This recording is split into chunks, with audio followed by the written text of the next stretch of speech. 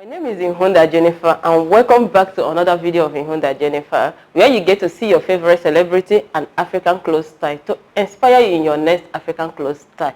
All what you do, just subscribe to this channel, follow me on my Facebook and my Instagram. I talk more on Instagram at Ihunda Jennifer style.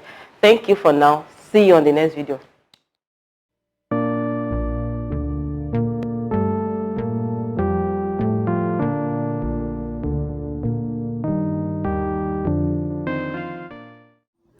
My African fashion lovers, welcome back to another beautiful and exciting video of Ihunda Jennifer Style. My name is Ihunda Jennifer. I am the content creator of Ihunda Jennifer Style.